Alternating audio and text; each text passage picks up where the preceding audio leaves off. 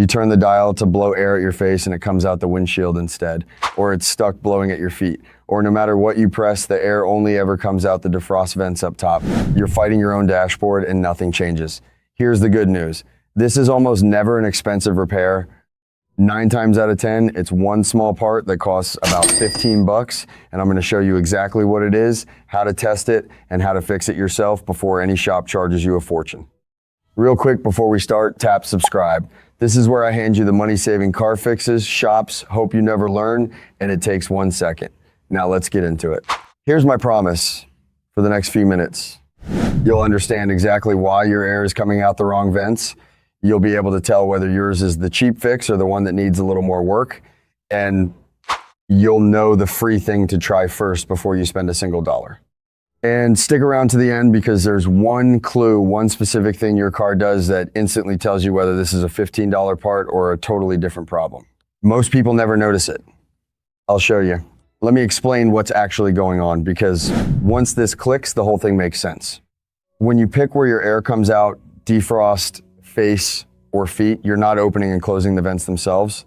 Behind your dashboard, there's a plastic box, the heater box, and inside it, there are little doors, kind of like the flaps in a heating duct. Those doors swing to direct the airflow up to the windshield, out to your face, or down to your feet. When you turn that dial or press that button, you're telling a small motor to swing those doors to the right position. That little motor is called a mode door actuator. Say that with me, mode actuator. It's the part that physically moves the door that aims your air. And here's something worth knowing because it'll help you later. Most cars don't have just one of these little motors. There's usually a mode actuator that aims the air up, out, or down. There's a blend actuator that mixes hot and cold to set your temperature. And there's often a recirculation actuator that switches between pulling in fresh outside air and recirculating the air already inside the cabin. They all look similar, small plastic boxes with a motor and a plug, but they each control a different door. Keep that in the back of your mind because knowing which one is acting up is half the battle, and I'll show you how to tell them apart in a minute. So follow the logic. If that mode actuator fails or the door it controls gets stuck, the air can't be redirected anymore, so it just keeps coming out wherever the door happened to get stuck. And here's the interesting part. When the system loses control of those doors, most cars are designed to default to the defrost setting, blowing up at the windshield. Why? Safety. The engineers figured if something breaks, you at least want to be able to keep your windshield clear so you can see. So a huge number of these it only blows on defrost complaints are simply a failed mode actuator with the car falling back to its safe default. It's not your whole AC dying. It's one little motor that gave up. Now, before you go buying anything, always try the free fix first, and this works more often than you think. Your car's climate control is run by a computer, and sometimes that computer just glitches or the actuator loses track of its position and needs to relearn where the doors are. Think of it like a garage door opener that forgot where fully open and fully closed are. It needs to run to both ends once to reset itself. A reset can snap it right back. The simplest version, disconnect your car battery's negative terminal for about a minute, then reconnect it. That reboots the climate computer, and on a lot of cars, it forces the actuators to run through a recalibration. They'll sweep their doors all the way in each direction to find the endpoints again. You might even hear them cycle and reposition behind the dash when you turn the key back on. That soft whirring and clicking right after startup, that's them recalibrating, and that's a good sign. Some cars also have a specific button sequence that triggers that recalibration without touching the battery, usually holding a couple of climate buttons while you turn the key to the on position. Every make does it a little differently, so just search your exact year, make and model, plus HVAC actuator recalibration. Try the reset first. If your air starts coming out the right vents again, you just fixed it for free and you're done. If it doesn't, then it's likely the actuator itself, and that's still cheap, so let's talk about it. Quick pause, if this is already making more sense than whatever the shop told you, hit that like button, it really helps. And drop a comment, tell me your car's year, make, and model, and where your air is stuck coming out defrost, feet, or one side only. That detail actually tells me a lot, and I read every one. Now, here's the clue I promised you, the one that tells you exactly what you're dealing with. Listen for a clicking or knocking sound behind your dashboard. Here's how to catch it. Sit in a quiet car, kill the radio, turn the fan on, and slowly switch the mode dial back and forth between defrost, face, and feet while you listen near the center or the passenger side of the dash. If you hear a repeated tick, tick, tick, or a knock, or a light grinding right when you change the setting, that's your smoking gun.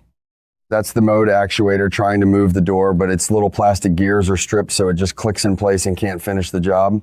Those gears are the weak point. They're made of nylon, they run through thousands of cycles, and eventually a few teeth wear down, so the motor spins but the door doesn't move. When you hear that clicking, you've basically diagnosed it. You need a new mode actuator, and here's the good news. That part is usually just $15 to $40. It's a small plastic box with a little electric motor and a plug, and on many cars, it's held in by 2 or 3 screws right there behind or under the dash.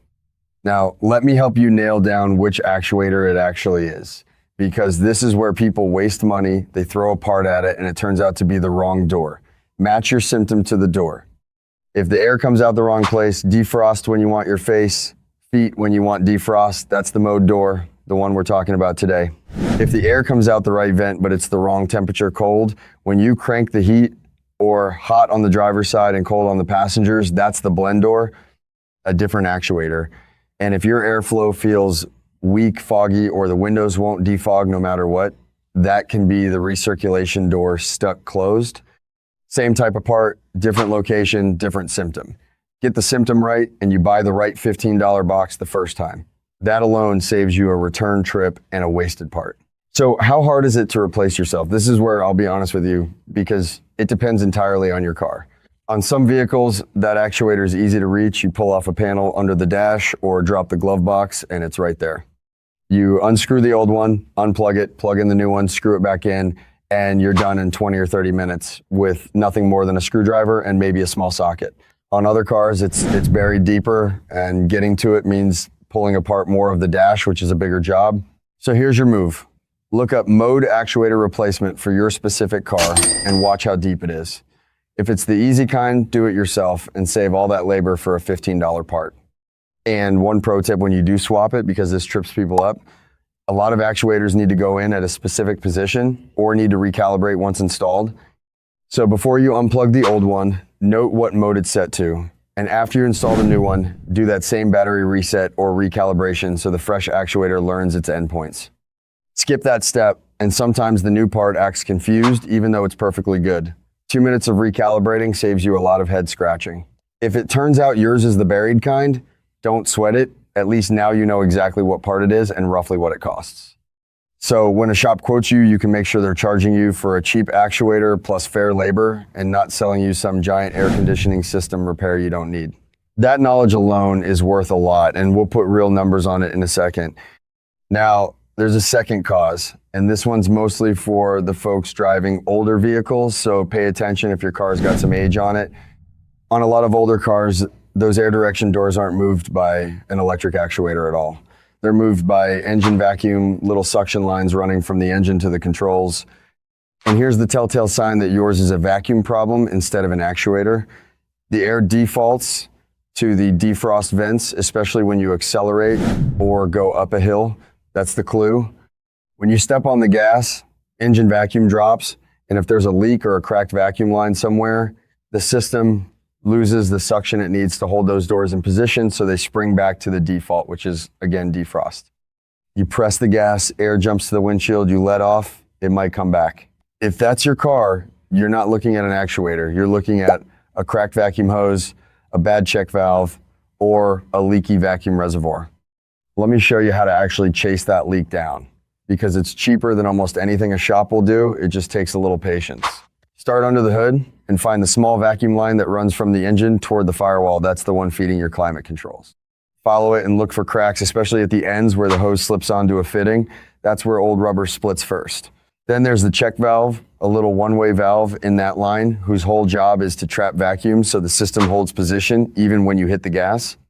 If that valve fails, you get exactly the accelerate and lose it symptom. And there's often a vacuum reservoir, sometimes a little black ball or canister that stores suction. If it cracks, same deal. The cheap way to test all of this is a hand vacuum pump from the parts store, 10 or 15 bucks. Pump up each line and see if it holds. If it bleeds off, you found your leak. Cracked line, bad check valve, or leaky reservoir, all of them are just a few dollars of parts. Let me put a quick rehook here because you're getting the good stuff. If you've already figured out which one is yours, the clicking actuator or the acts up on acceleration vacuum leak, you're now ahead of most people who walk into a shop with this problem clueless. Stay with me, because I want to give you the full game plan, real numbers, and a couple of honest warnings so nobody takes advantage of you. Here's your step-by-step. First, try the free reset, disconnect the battery for a minute, or run the recalibration for your car and see if the air starts obeying you again. Second, if that doesn't do it, listen for that clicking behind the dash while you switch modes. Clicking means a worn mode actuator, a $15 to $40 part. Third, match the symptom to the right door so you buy the right part. Wrong vent is the mode door. Wrong temperature is the blend door.